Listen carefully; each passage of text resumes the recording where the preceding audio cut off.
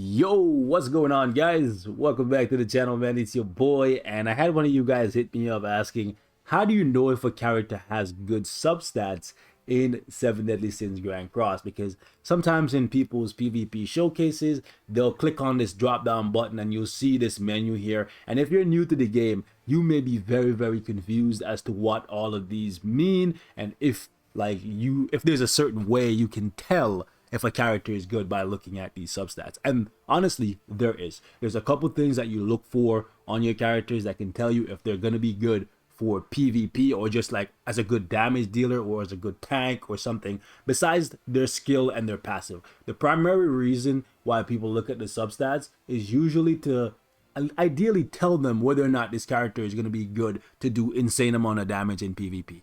Most people don't care about PvE that much, but there are a select few people who like to do big numbers in final boss. So let's talk about the substats, because the cards and the passives in this game, there's so many, and honestly, for some people, like a passive like Mize is really good, but for others, they don't really care about it, right? So I could say Mize passive is really good, and then you could look at this and say it's bad. That's just a difference in opinion.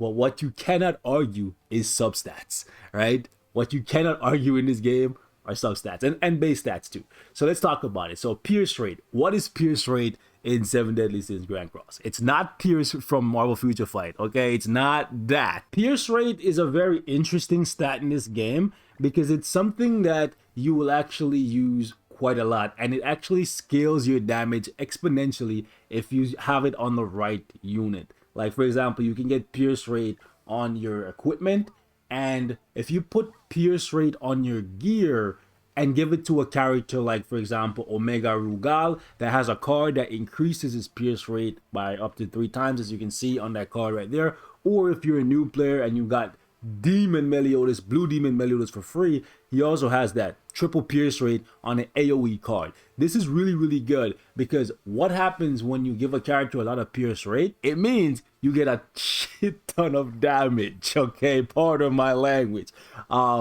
Pierce rate basically ignores a portion of the person's defense, right? It means it is a fixed amount of damage regardless of how much defense they have. It's actually one of the most powerful effects in this game, right? If you have a character that has AoE triple pierce and you give them a bunch of pierce rate, like over 100%, they can wipe your team with 2 cards, right? And that's why this character right here is just so broken, because when she puts up the shield, she nullifies all effects, including pierce rate, right? And that's why this guy, even though he's one of the most powerful damage dealers in the game, doesn't get used too much in PvP, because she is the meta, right? If they ever remove her from the meta, best believe these 2 characters will come back and just clap up everybody, just because of their pierce card just dealing so much damage. Pierce rate is one of the most powerful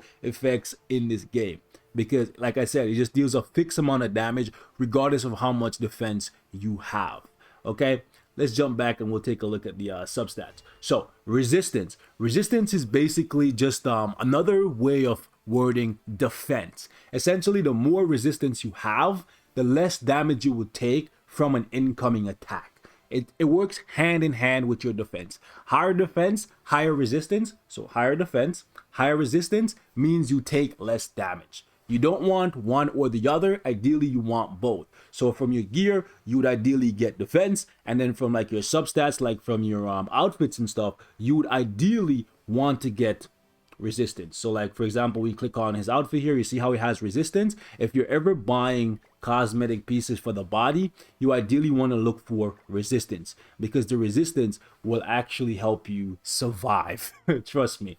If a character has low resistance like Escanor, they can die very quickly. Okay, so regeneration rate.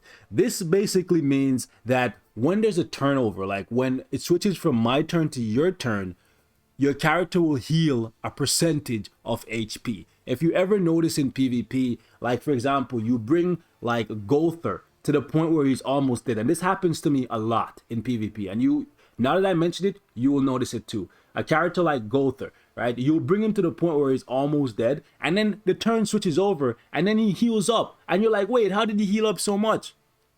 Regeneration. The regeneration and the recovery rate. These two things, whenever there's a changeover from my turn to your turn, these two substats will allow your character to heal a percentage of their HP back. Okay, recovery rate and the regeneration rate. Okay, these two things work hand in hand. Okay, let's just jump back. Doesn't matter which character we pick on. The stats are like, anyways, the name of the stats will stay the same. Obviously, the percentage will change. So crit chance. Crit chance basically is, as it says, it's your chance to crit on the enemy. However, keep this in mind. Even though I have 71% chance to crit, it doesn't actually mean I have 71% chance to crit on every character that I fight, because there's such a thing as crit resistance. Crit resistance is the opposite of crit chance. What it means is, if the enemy has higher crit resistance than I have crit chance, then there's no probability of me critting on them, because if I have 71% crit chance and they have 71% crit resistance, my crit chance when I'm attacking that person specifically is 0. Okay? Let me just say that. Now, crit damage. Crit damage is basically the amount of additional damage you will do when you crit on an enemy. Okay? So, crit chance is your chance to crit. Crit damage is the amount of damage you will do when you crit.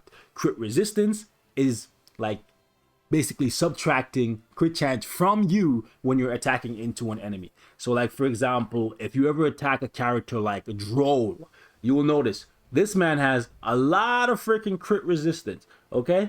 But not very high crit defense. Crit defense is basically when they crit on you, how much damage they will do, how much extra damage they'll do. So for example, like Droll, it's not very often that you crit on him, but when you do crit on him, because his crit defense is very low, he will take a bunch of damage. Okay, just keep that in mind. Recovery rate we already discussed, and then we have lifesteal. Lifesteal is basically how much additional HP you will heal when you do damage to an opponent. So if I hit this person for like 100,000 damage, I'm gonna heal 9% of that 100,000 every single time, unless there's a PvP rule that specifically says you cannot lifesteal, right? So that's how lifesteal works. So that's why characters with 0% lifesteal are not very good, because lifesteal allows you to stay in the fight much longer than you normally would. Because in PvP, if you don't have a healer on your team, the only way to regain HP is by passing turns, right? And every time a turn passes, like I said, you're gonna regen or recover a small amount of your HP. But then on top of that, if you can hit really hard, you can also lifesteal some of your HP back every single time. So if I had 0% lifesteal and low recovery and low regen, then chances are I'm gonna be a really bad character, because I can't really gain back much HP even if I'm doing big damage. So unless I'm killing the enemy really quickly, or I just have really high resistance like Gother, and then very high defense. Obviously my Gother doesn't have gear on right now, but you get what I'm saying? If I don't have high crit resistance, high resistance, and then like high crit defense, if I have all these stats at 0, then chances are I'm a bad character, right? Chances are I'm a bad character, because I'm not going to be able to survive. I'm not going to be able to lifesteal HP to keep myself in the fight after taking damage. It's just going to be a bad time. So these are things you want to look at. And if you ever like get confused and you don't know what things mean, you can always just click on this question mark right here. I probably should have brought it up in the beginning, but this basically tells you like roughly, like some of these are poorly worded, but yeah, you can get the gist of what the stats mean. Like, so for example, combat class, it says a hero's combat class, the higher the combat class, the stronger the hero. Generally that's true, right? You can have, I don't think there's any character in the game with super high combat class that's not meta. Like, highest combat class characters in the game right now are like the One Escanor, Festival King, Zeldris, Droll, and all those characters are really good. So I guess they are correct. If your combat class is really high, chances are you're very good, right? But it takes more than combat class to be good. Your substats have to be really good as well, and your skills and your passives generally have to mesh together really nicely. And then your attack, a value showing the amount of damage dealt. That's It's not actually true, right? Attack doesn't show you the amount of damage dealt. It shows you the amount of damage you could potentially do, because keep in mind, your attack is not going to dictate how much defense, resistance, crit resistance, and crit defense the opponent has. All these things come into play as soon as you launch an attack, right? And in the defense, a value which decreases the damage taken when attacked. HP, a value showing how much damage the hero can take, which is very true. Pierce rate, a value which deals fixed damage equal to a portion of the damage dealt, which means basically, if you have a triple pierce card, or if you have a lot of pierce rate, you're gonna ignore a portion of the enemy's defense just because your pierce rate is so high, right? Anyways, then we have resistance, a value which defends against a portion of the damage taken. So defense and resistance are just like brother and sister; they work hand in hand, kinda.